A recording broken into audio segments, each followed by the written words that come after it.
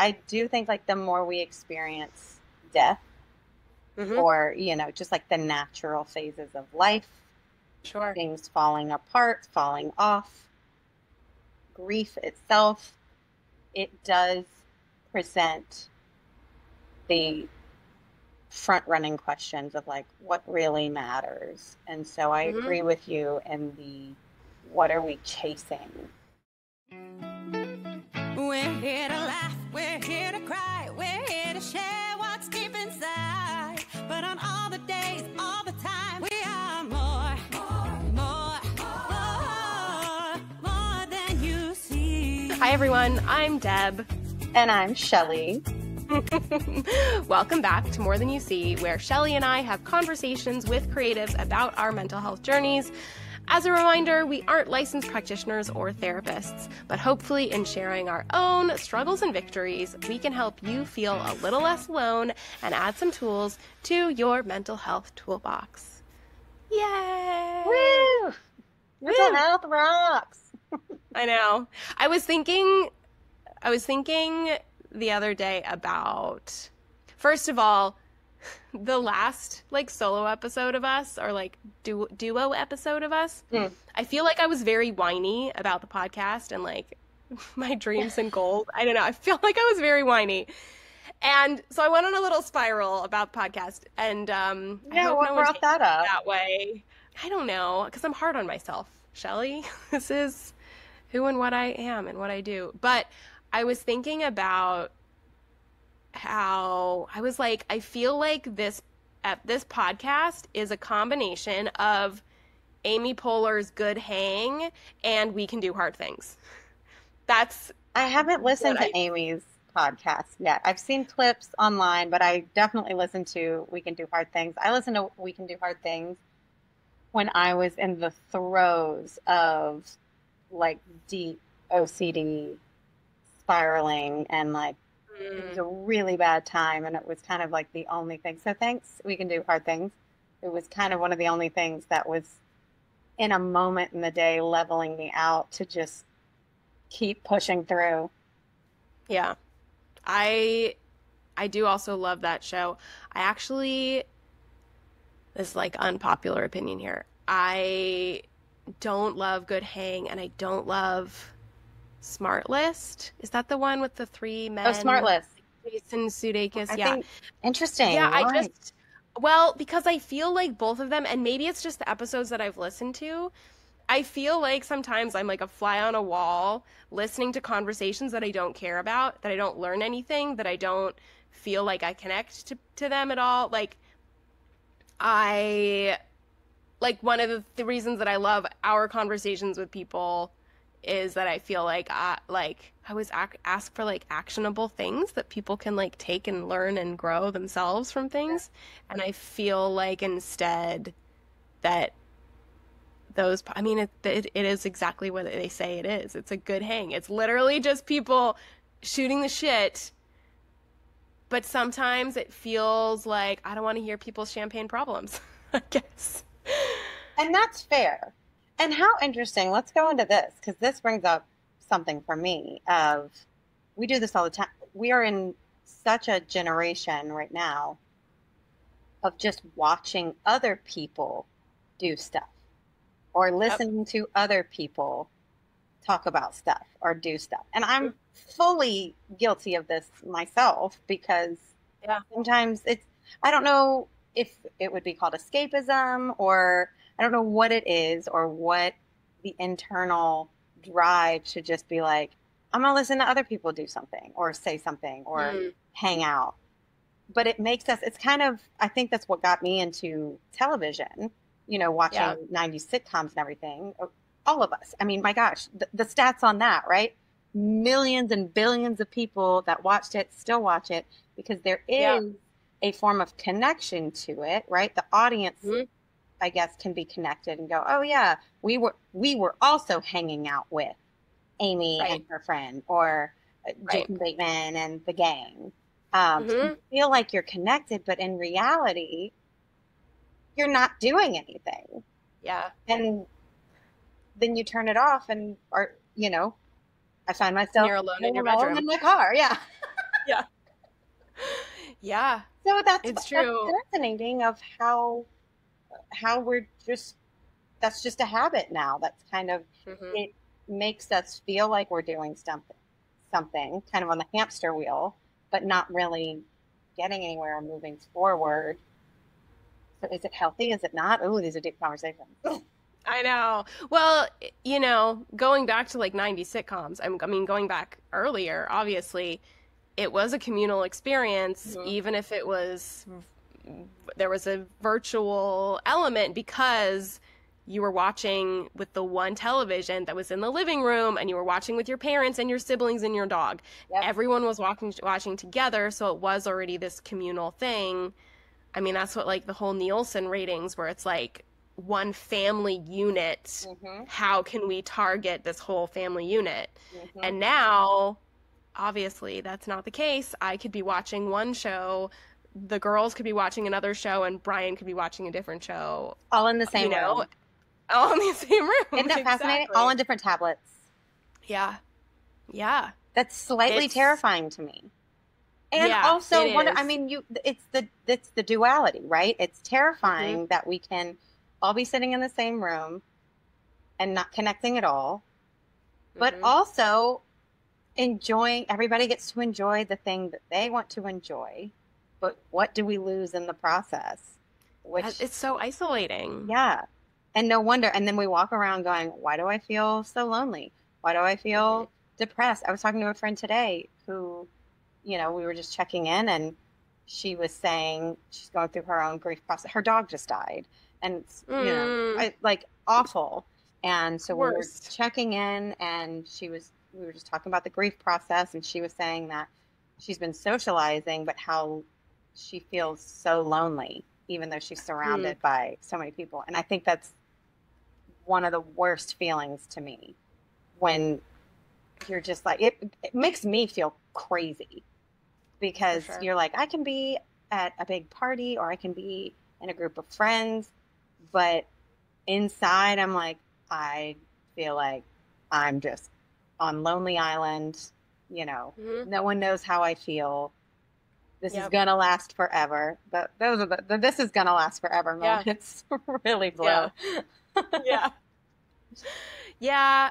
I mean, it's one of those things where it's also like we are so bad at then being uncomfortable, both in our own grief and our own processing of emotions, but also in like, I mean, even, you know, it's it's like the girls will be watching a show. They love Katie, Call Me Katie or whatever, a Netflix show with Okay.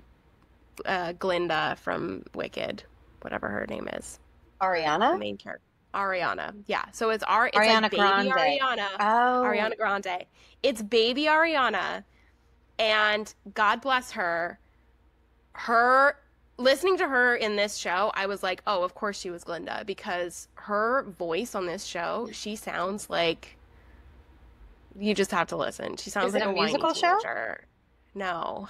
It's a like it's like a Disney Channel show, Okay. and she's very nasally, and she's like, oh my God, I can't even do it, but she's like, ha da da, hi guys, it's me. Like that's her voice the whole show, and it drives me insane. I mean, this is maybe a bad example, but it's one of those things where it's sad because like I'm because we have access to like entertainment all the time, like I won't go and just sit and watch this awful show with the girls because I'm like, I don't enjoy this. I don't want to watch this. And that's kind of sad because I'm actually missing out on a opportunity to connect with them on a show that they really enjoy.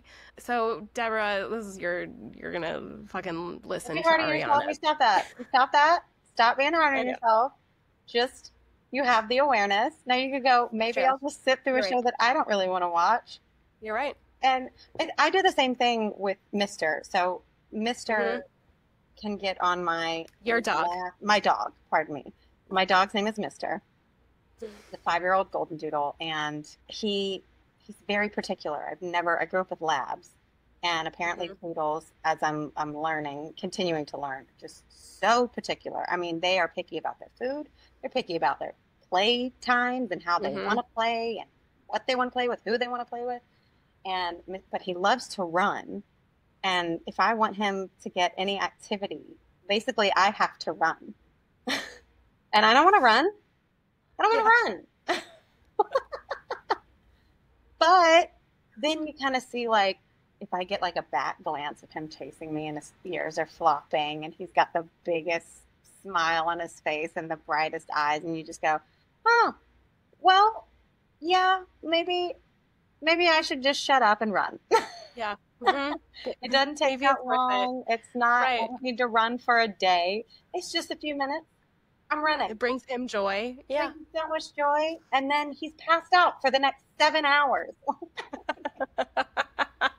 It's true. You're Well, right. Yeah. yeah, We can do hard things, Shelley. We we can can do do hard hard things. things and we can do uncomfortable things. And it's so interesting how it's always the things that, and like your flesh mode, you're just like, I don't Mhm. want to do that. But, and then you do it and you get it done. I mean, even anything goal setting wise, right? It's like the Mhm. steps you take. You want to clean your room? Well, you have to start cleaning your room. It sucks. Right. But then guess what? Your room's clean and it's so nice and you go, oh, should have done this sooner. Right. I'm curious, were you like a big, like, did you have a lot of chores and stuff as a kid? Were you a chores kid? It wasn't, no. And I think at the time it was lovely. Um, Mm-hmm. but as an adult, it's kind of come back to bite me in the ass because Yeah. you have to reparent yourself and go, I think I've never lived alone until Mm-hmm. this point in my life. I've always had Mm. roommates or family. And I do think, and formal apology to any past roommates that I've lived with, that I put on the responsibility of, I selfishly was just like, it'll get done. It always gets Mm-hmm. done. But that's only been in my life where it's like, but Right. someone has to do it. And I guess I Mm-hmm. just, in a very immature mindset was like, well, somebody will do it if they want to bad enough. I just never wanted to bad enough. And Yeah. so, yeah, but that was a lack of discipline on my part. And I could sit here and probably blame my mother or blame whoever. My mom was, a single mother of two, just trying to like make it all happen. And I think it was easier to just do it herself rather than argue Mm-hmm. with my spoiled ass, Yep.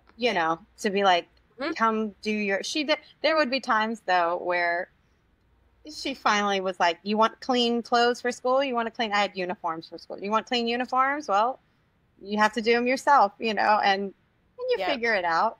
Yeah. Yeah. So I didn't grow up with like a chore list. And I will say that was an issue in my last relationship that Mm-hmm.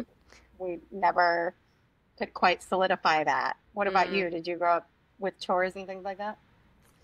I mean, yes and no.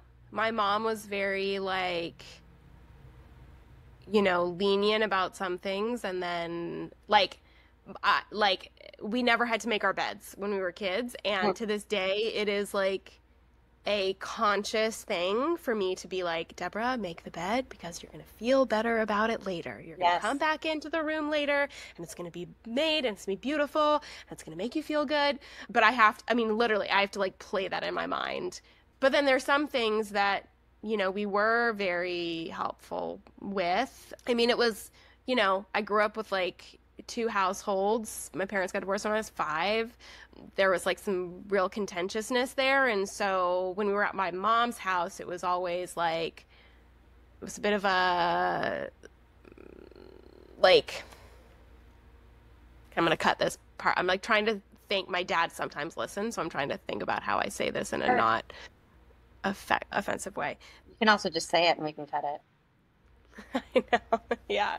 I Yeah. mean, basically, at my mom's house, it was one of those things where it was like we also had a stepsister and I had a stepdad there. So we had different rules, but I sometimes really appreciated the rules because there was some safety in those rules and in boundaries. What kind of rules did you have? I mean, just more so as far as like helping around the house, but also honestly things that like now Brian and I are pretty strict about. And it's so interesting how strict has like a negative connotation, but I think protective in a healthy way, like movies, for instance. Like I was not allowed to watch PG-13 movies at my mom's house until I was 13. Like I did not drink until I was 21. Like I think maybe I had 5 drinks before I was 21, and that's like even in college, and probably some of those were like wine with my family, you know, like Sure. I was very much a rule follower in those ways, but I also like had a lot of sense of responsibility. And I don't know if you've heard of the like Harvard study that has been floating around a lot about like they did like a 52-year study of kids who do chores or not. That is a dedicated study. I know. Wait. It's like Boyhood. Are you saying like they followed the same people for like 52 Yeah. years? That's I'm gonna like when did they start? Okay, I'm gonna look it up right now. I want to see if it was actually Harvard. This is why I love psychology, study. because I'm like, what are we Yeah. studying? It makes sense, like psychology, acting, you know, mental health. It's human behavior, observation, Yep. research. 52 years? Oh, this is even longer. Oh, this is crazy. So it was actually, this study has been ongoing for 85 years. How is that possible? So like someone's life. It is. Basically. It is. Yeah. So it was an 85-year ongoing study conducted by Harvard Research, found a strong connection between doing chores and later professional success and happiness. Isn't that interesting? Okay, listeners. So who's out there doing chores? And Yeah. what kind of success do you have? Right.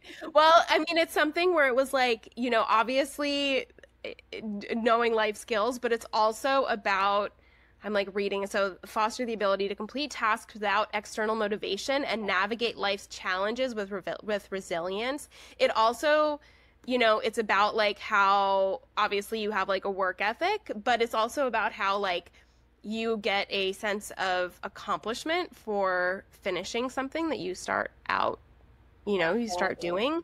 That makes total sense to me. Yeah.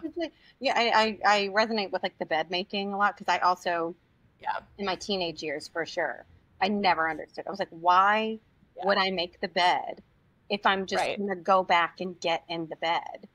Yes. Make it make sense. And, Yes. you know, and my mom was like, she liked to make the bed and she would encourage me to make the bed, but she never made me make the bed. Mhm. And Right. I finally, I mean, there's a book, I feel like there's a book called like Make Your Bed, or Oh, there's plenty of, obviously plenty of stats and mental health resources that say like, step number 1, start making your bed. Mhm. And, Yeah. but there is something about it, like we're talking about, it's the follow through and the finishing of a task.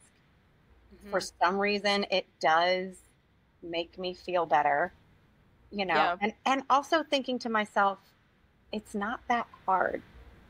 Mhm. How fun. Like, that's the part, I think, before ever making the bed, it felt like such an ordeal. Like, Mhm. it's just so much effort, so much time. And I've been debunking or trying to debunk the myth of what takes, quote unquote, so much time. Because, Oh, I love that. yeah, because and because we're always talking about that. And that is a huge thing in our generation and society today, especially in America, right? Where Yeah. you just don't have enough time. There's no time in the day. There's not enough time to fit it all in, do everything. And it's all about priorities, right? What takes your attention, what takes your focus.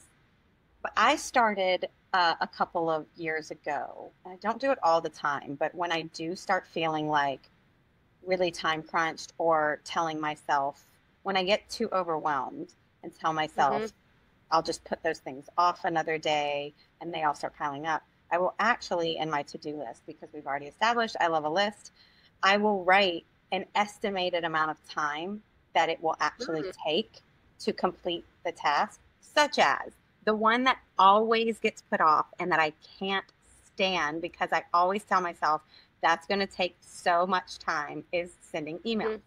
I need to send an email to whoever or whatever, and I literally will have to write 1 minute. It will take me 1 minute because guess what? It's going to take me less than a minute to blurb out my thoughts and send an email, and then it's done and it's off my list, and I can focus on the next things. But yeah, it's really, definitely going back to my dog, Mister. You know, we've obviously in the transition phase that we're in, and now I'm in Laguna. It's just been a lot of moving parts for him, and telling myself like I don't have time to like walk him through this. Like he just needs to figure it out on his own and like be a normal dog and like just be comfortable here now. And I kind of had to look myself in the mirror and be like, is it just inconvenient for you? Or do you really not have the time? Like if it's important, if he's important to you, there's got to be an effort involved because it's not his fault. Yeah. Right. Yeah. It's interesting. I've had, because I've been gone for 2 weeks, so I've had quite a shift. Actually, I felt it very strongly today. Today's Monday. We got back Friday. So like this was my first like work day after being gone for 2 weeks. And I was such a like lazy lollygagger today. Like it was so hard for me to get tasks done, especially like, knowing even with my like ticking time bomb of a baby that's like, he's going to wake up any second. I've only got, 30 minutes to do tasks. I still was like scrolling. Like I did like everything except for the things that I should be doing today. And I was like, this is very interesting that, but it's like, is that hustle culture? Like, is it because I'm back in Los Angeles and now I have to use every single minute to its utmost opportunity instead of scrolling is not a good use of my time. However, there's other things that I did for the last 2 weeks that was great use of my time, and it's interesting because being gone, so I was in Florida and then I was in Ithaca, New York for a week.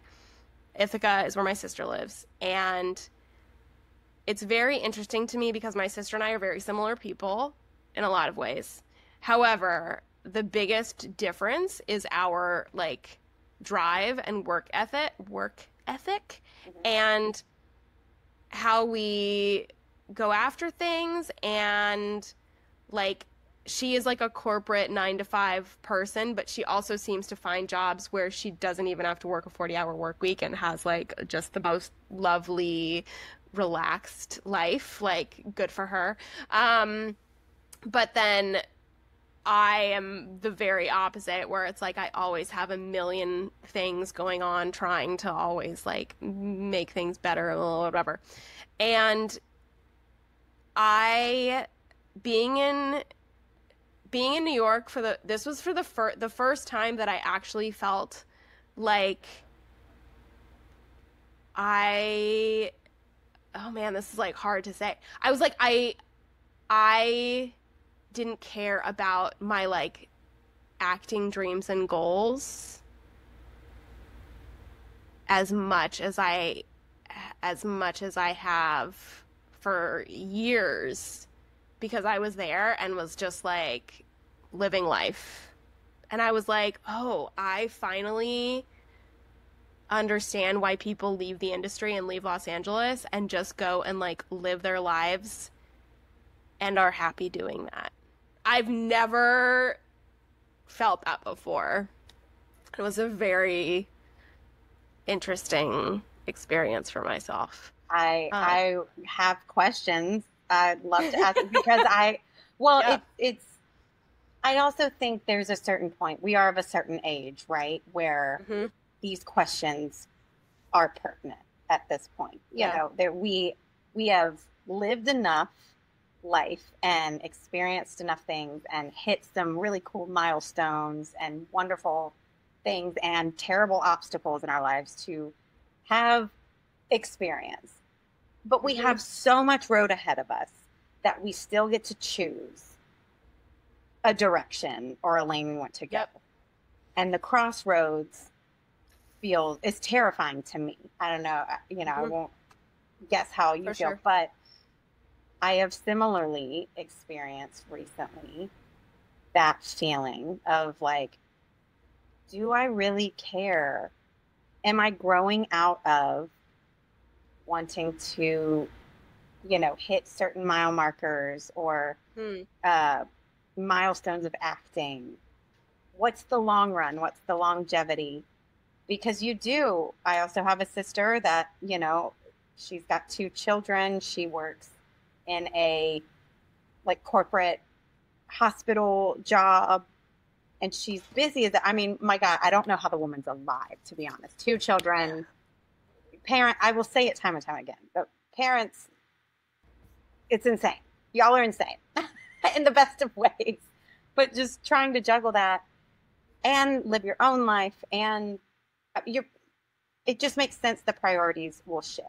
And it is a scary feeling when it's been a dream for so long. And so I'm just curious if you want to dive more into, I'm curious of like what that made you feel like when you were having those feelings of like, I don't care. Did it come as a surprise to you? A little bit. I have to say, like, it's like, it's not that I felt like it'd immediately go away once I got home, like back to LA, but I was also only there for a week. I have found that previously when I go away for longer, I get very itchy to then return home and to be productive and to like create things. So it's like, it's very hard for me to settle and like be in that space.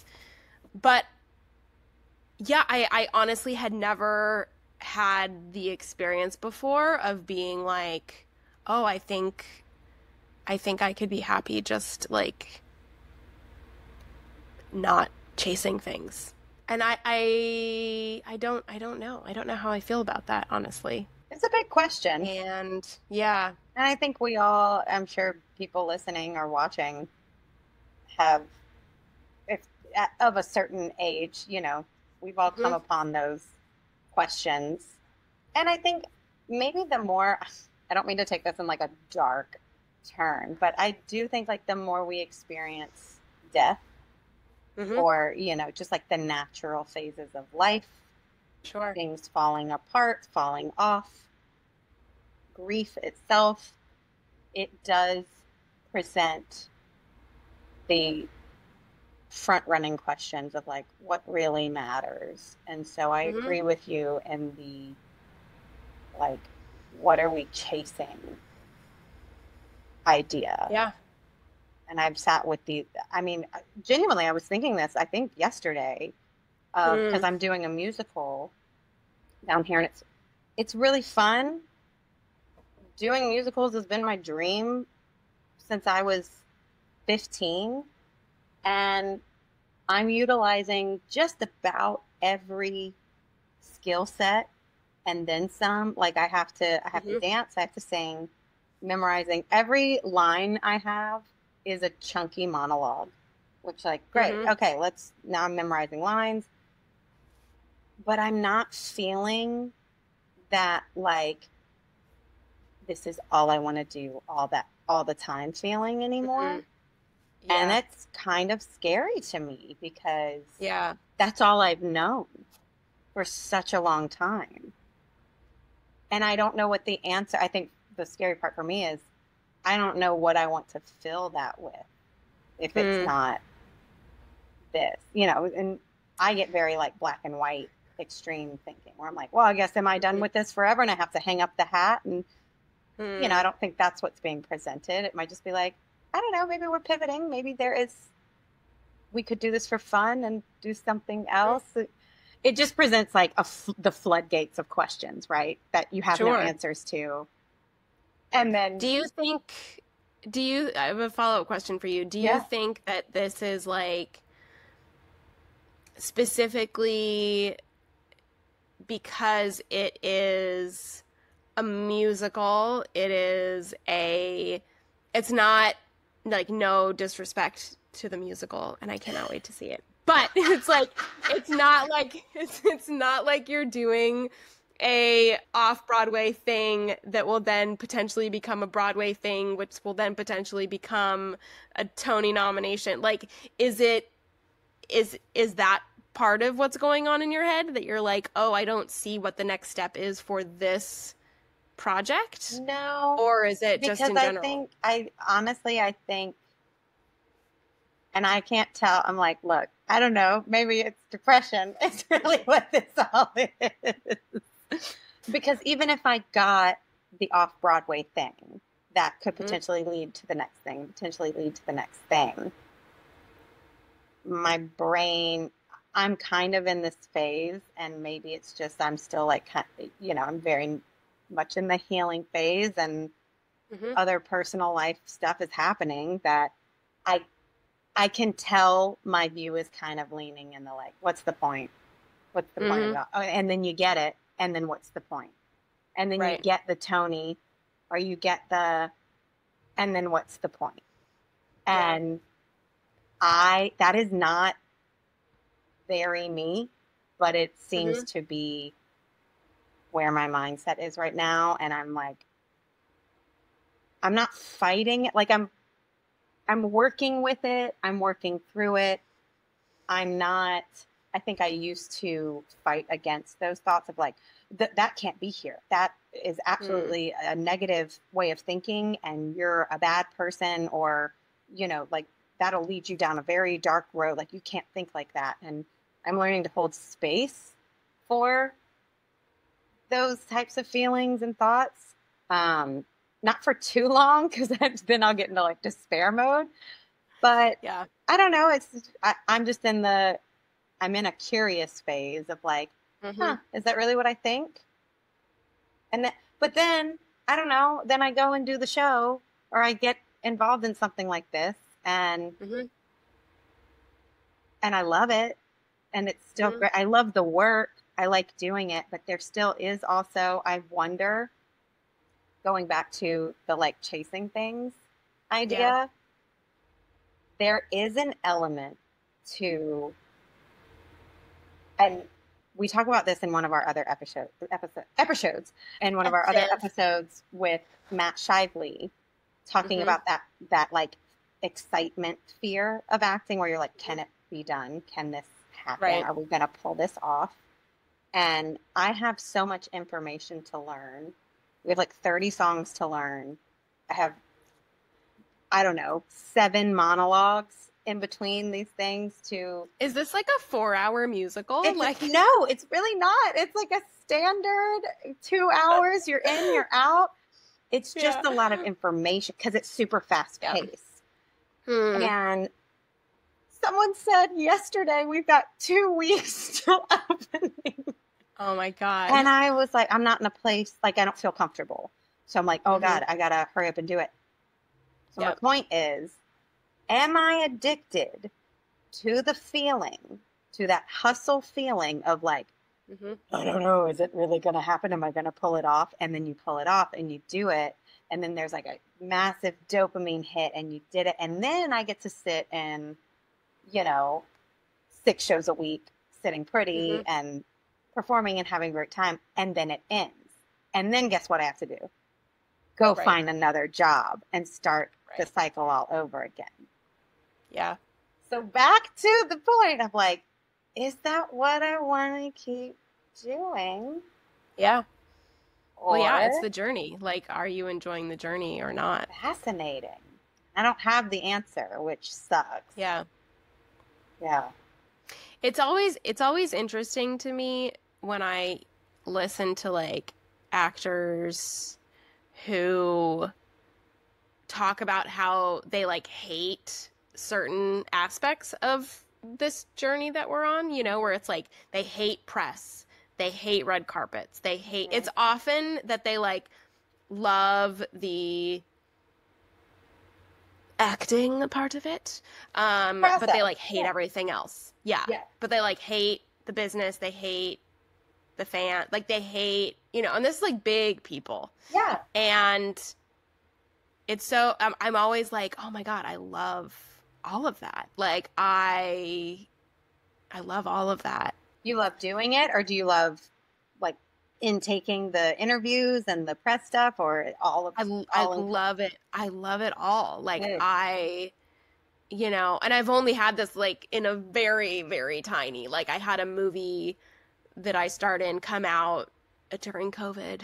Super fun. So I did like press stuff during COVID, had a premiere that actually it was like 2 weeks before COVID, you know? So it was, yeah, again, very, very, very tiny version of this. But so I think for me, I'm actually constantly chasing that again, the like, that the business side of it, the like speaking about projects and sharing. I mean, this is why I have a podcast also, because I think that it's, I guess, ironically, I like talking, even though I don't love talking about myself. So, that's very relatable to me. And I think, you know, it's interesting. That's probably a big thing for a lot of those actors, right? Where I think people probably have a misconception of actors that while there are, I'm sure, plenty that love to be the center of attention, most I have met, including myself, do not desire to be the center of attention or the center of the room. We just want to go to work, do the thing we love to do, have a really cool outcome of it, because I haven't met a person who's like, I don't care about the result. We always care about the results. We want it to be good. We want to look good, or I want to look good. I want it to be good. I want the message or whatever the project story is to come across. And so I get, yes, talking about that, but most people don't want to talk about, I won't assume, but it seems like a lot of people don't actually want to talk about the process. They want to talk about your outfit. They want to talk about, I mean, I can't help but think of like Cynthia Erivo, that's true. You're right. Who has just done one of the most iconic roles that has been 20 years in the making to get this movie, Wicked, what I'm talking about, accomplished. She plays the iconic role, and all anyone can focus on is her damn fingernails. Yep. You mentioned her name, and that was the first thing that popped into my head. Every interview I have seen that she's been on, and she handles it with so much grace and class, and, you know, just plays it off and goes with the flow, because what else are you going to do? Like, snap and bark at people? But do you know how many times she has gotten that question? People want to know how she wipes her ass. And she's just done one of the most incredibly skilled performances. But no, we don't care about that. People don't care about that. They don't want to know. What? Make it make sense. So I get why people don't like press. Well, but when press is done well, it can be fun. Yeah. Well, I think it's one of those, I mean, and that's honestly why I, you know, like this podcast and like doing it, because I like being able to ask people honest questions that they wouldn't get asked in other interviews. Yeah. But, and I think that honestly, like, let's circle this back to where we started this conversation, where we're talking about like people not wanting to be uncomfortable. Like, people don't want to hear that things are hard. People don't want to hear that things took 20 years and thousands of hours in order to, you know, like, we're in the gratification, immediate, we want immediacy culture, and that's just going to continue and get, you know, I don't know if if you've read at all about how they're already doing studies about how AI and like ChatGPT is eroding our brains.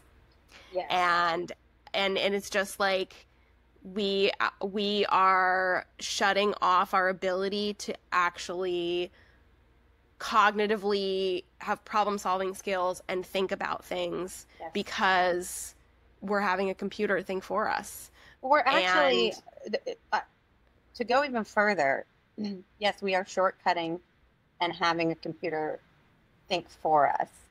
Mm-hmm. And I understand the benefits of, oh, great. Okay, here's an easy tool. But it's going farther than that, where we are actually utilizing this program to fill certain voids in our life. It's becoming a friend, intimate relationship, a godlike entity.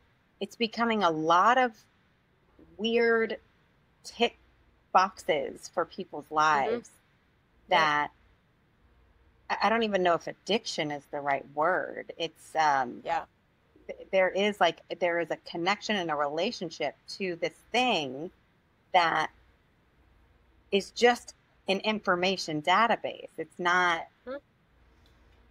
you can't do the human experience with it, but we like it, to your point, because it makes us feel comfortable. It just regurgitates kind of what we want to hear, or an easier route to get to a result that we're trying to get to. So we don't have to sit in discomfort or frustration of trying to creatively solve a problem, have a dialogue with another human that has a different perspective than us. I mean, I'm the first to admit, like, I don't want to do any of these things either. I can't stand it.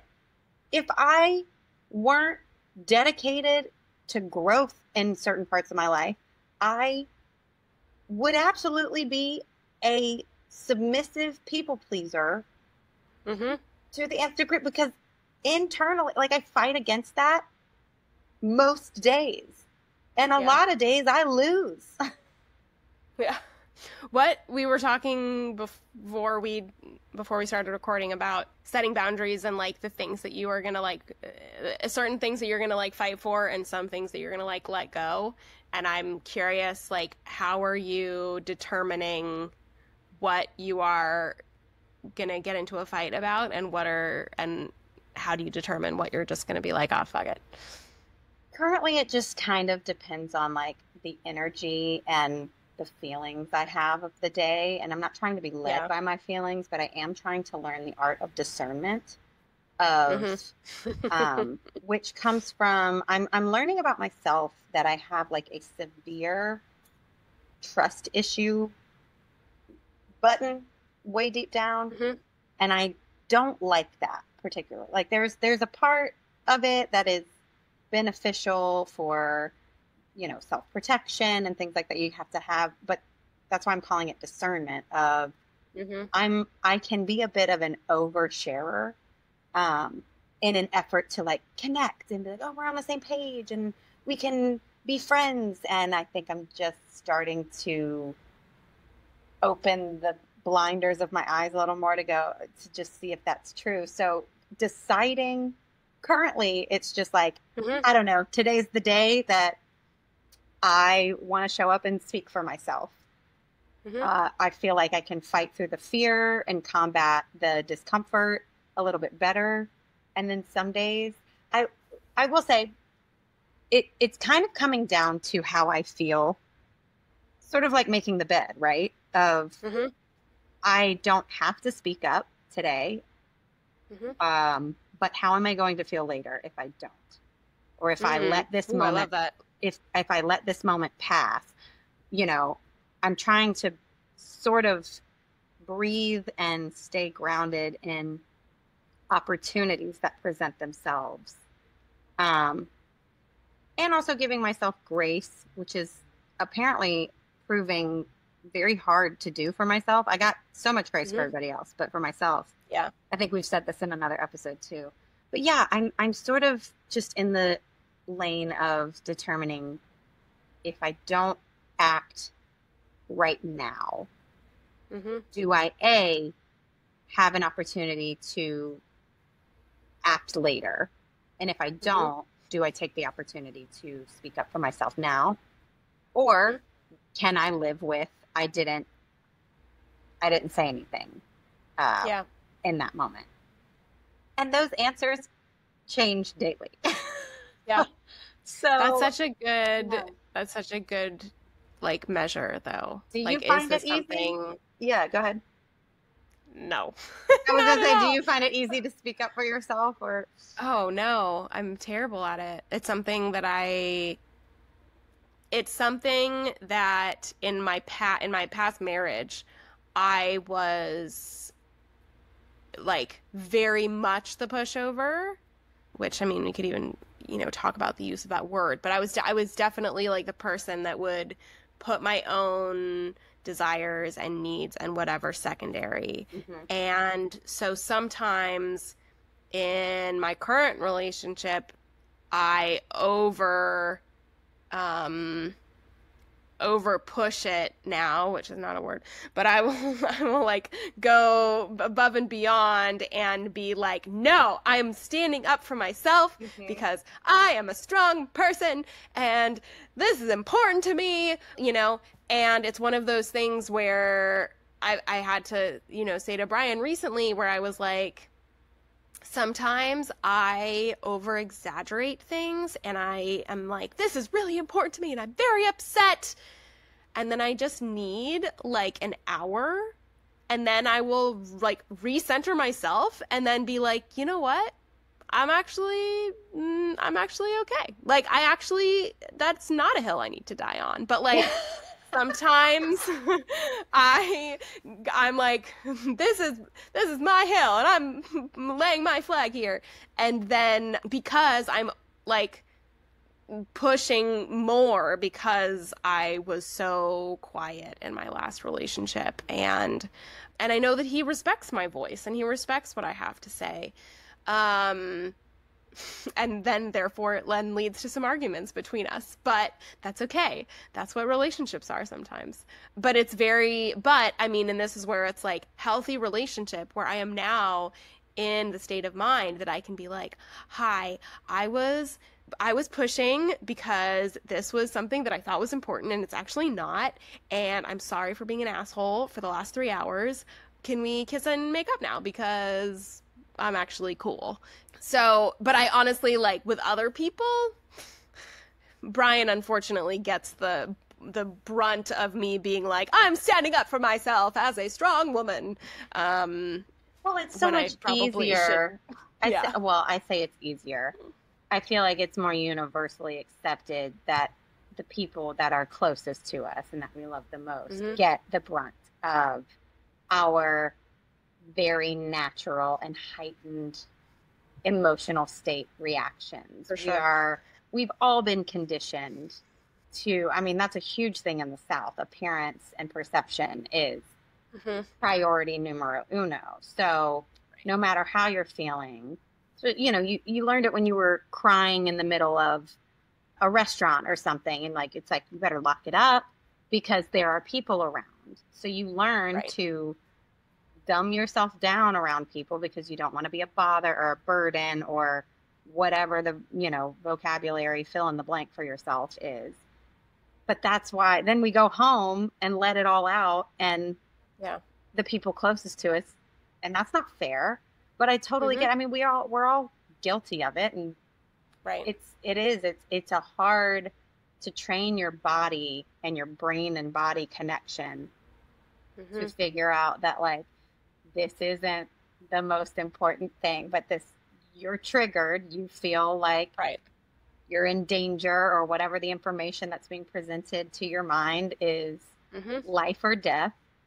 So you're going to fight like it is. Right. And then you go take a breath and calm down and get your perspective back in a stable state. And you go, oh, wait a second. Yeah. And I'm a person in my perfectionism mode wishes it could get to a place like, gets to like a Zen Buddha state where I'm like, I'm never triggered. Mhm. Yeah, I but those got people it. are annoying. Those people are fucking annoying. I know someone like that, and I just can't stand it. I'm just like, I need like, I need passion and emotion and like both sides of the spectrum, because that's the thing, is that like we can't live in the neutral. If we live in the neutral, we're not going to feel big emotions, big sadness, big excitement, like all of those things. And I find that like you can be like centered and grounded and also have these big feelings. But I certainly know people who just like live in the zen, and no, that's not for me at all. Don't call Deb for a good time if you're a Zen person. Love you all. Yes. Oh, oh my gosh. There was a video image that I saw online one time, and it was very interesting. It was two images side by side, a marble ball on each image. One was rolling just straight down a line, and one was going up a hill, down a hill, up a hill, down a hill. And the prompting question was like, what is the message?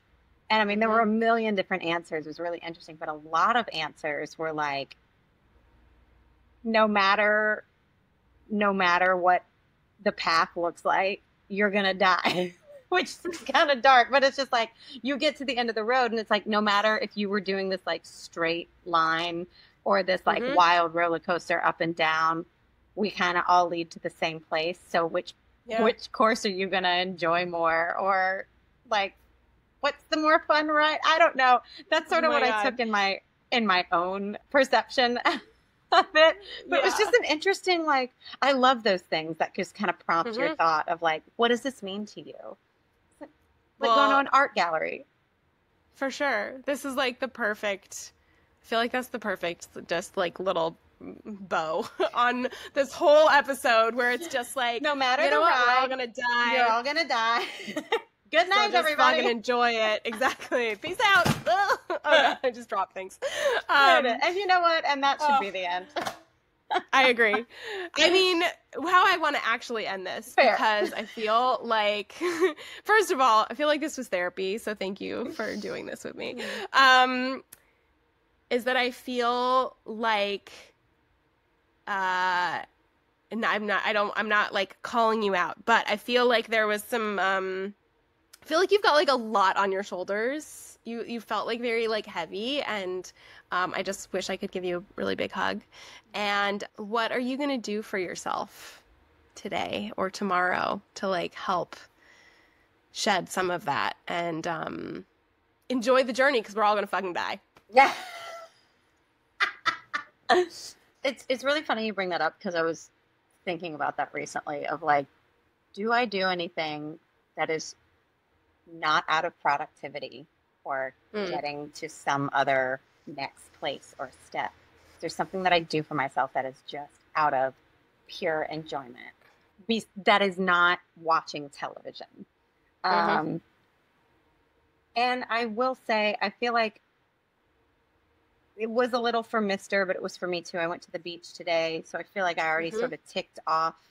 Like, I did this for myself. I thought about taking work with me and like reading on the beach and I just spent time with Mister, and I just put my feet in the sand, and and then I'll probably after this episode go and critique myself of how I wasn't present enough at the beach. But you know what? There's actually a really nice like jacuzzi pool. There's also a jacuzzi at this complex that I'm staying at. So I might just like take a little dip. I'm already in my swimsuit, so why not? Yeah. But what's really cool is, thank you for noticing that I am carrying a lot right now, and I'm working on deciding what's worth carrying and what I need to put down. And because the one thing I know about myself, and there's probably a lot of women listening that can attest to this, but people in general, men, I'm not going to leave you out. I know you're in on this too. But I know I can carry a lot. Like, I've got such a huge backpack full of space that I can, and I'm a great packer. All the baggage. Yeah. So I can just pack it on in there, and and I'll tell myself it's strength. And in reality, it's like, just because I can doesn't mean I have to or should. So thank you for noticing and asking the question. And I will also, now that you're back from vacation and back into work mode, and I know your work mode, you can go hard and heavy. So same question of, what are you going to do for yourself while you're getting yourself back into work mode? I mean, I think I went swimming yesterday for the first, like, went and swam laps. Like, Beckett, I was like walking around with him. He fell asleep in the stroller, went to the pool in my complex and like swam laps for 15 minutes. And it was awesome. And I am going to try and do that more because I love the water, any kind of water. And I always feel like it's such a cleansing, easy place for me to like allow my brain to wander and think about whatever. And yeah, I think, of course, the other side of me is like, yes, Deborah, and it's also very good exercise. Right? So, it wants to creep in. Right. There's always the other thing that I'm like, okay, well, you should do it every day because it's good for you. But I also just like really fucking enjoyed it. And so I am going to try and do that more. I love that. Thank you for asking. Yeah. Thank you, everyone, for listening. Special shout out to our amazing editor. Send us your comments or questions or things you found helpful or relatable in your own mental health journey. Find us on Instagram. We're also now on TikTok at More Than You See. Remember that you can check out the past seasons and more episodes or the episodes you've missed from our new season 6, wherever you listen to your podcasts. And you can also watch us on YouTube if you want to find the video version. All these links you can find in our show description. And of course, if you like it here, be sure to like and subscribe so that you can get the latest updates from us. This is a Pink Boots production. Thank you again, everyone, for being here. Please remember that you and everyone around you is more than you see. Please be kind to yourself, and we will see you next week.